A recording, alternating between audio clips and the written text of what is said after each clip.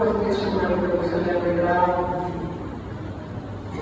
ইমানদার দিনদার মুসলমান বাবারা, ছোট ছোট বাচ্চারা,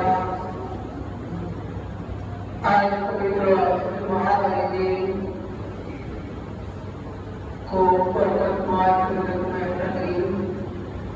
আল্লাহ রাব্বুল আলামিন এই জুমার দিনে আজকে আমাদেরকে আল্লাহ তাআলার মসজিদের মধ্যে আসা বসা, আল্লাহ এবং রাসূলের শানের দিনে আস্থা করার তৌফিক দান করেছেন।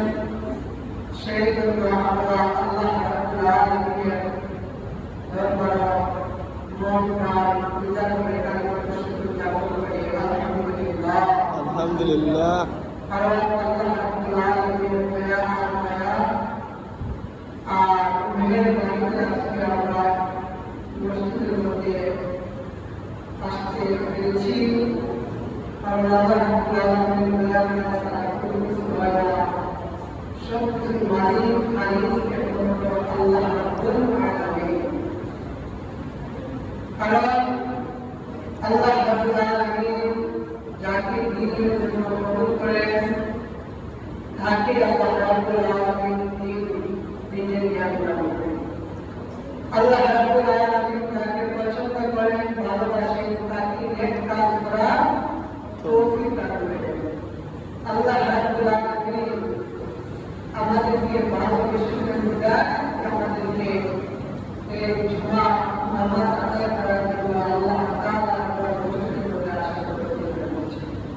কারণ অনেক মানুষ অনেক দুনিয়াতে ঝামেলার মধ্যে আছে, অনেক মানুষ দুনিয়াদারের পেরেশানির মধ্যে আছে, অনেক মানুষ দুনিয়া করতে করতে তার জিন্দেগির বরবাদ করে ফেলছে। কিন্তু আল্লাহ রাব্বুল আলামিন তাকে সেরকম সাড়া দিলেন। তো আল্লাহ রাব্বুল আলামিন আমাদেরকে পৃথিবীর মধ্যে পাঠিয়েছেন এই দুনিয়ার জমিনে। আল্লাহ রাব্বুল আলামিনের মধ্যে তার গোলামি থেকে কোরআন বিধান নামাজ আমাদের প্রশ্ন হয়েছে।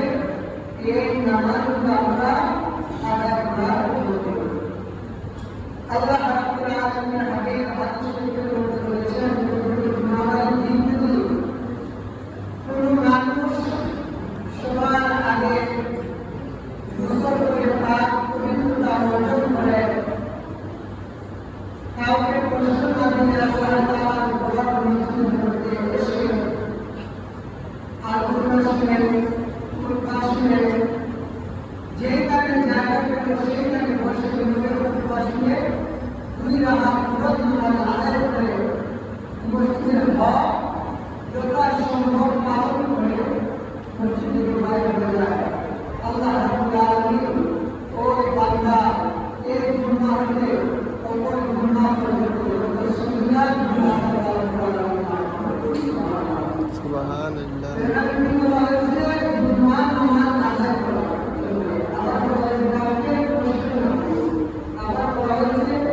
যে ব্যক্তি নিয়মের বোঝা যায় যে জুমার নামাজের মধ্যে কোন প্রশ্ন এটা ওয়াজিব, এটা একটা অংশ।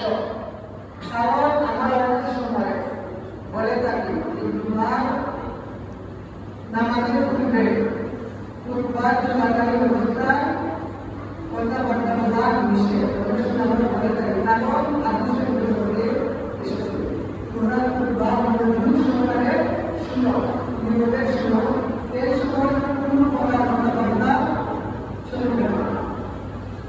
যাই হোক, আল্লাহ রাব্বুল আলামিন কুরআনুল কারীমের অসংখ্য আয়াতগুলি আল্লাহ রাব্বুল আলামিন কুরআনুল কারীমের মধ্যে সুন্দর করেছেন। এর মধ্যে সূরাতুল আল-ইমরান 3 নম্বর সূরা। সূরাতুল আল-ইমরান থেকে আমি একটা আয়াতের কালিমা তেলাওয়াত করে ইনশাআল্লাহ রাব্বুল আলামিন আমাদেরকে আমাদের প্রশ্ন তার করে ইনশাআল্লাহ আমরা চেষ্টা করব।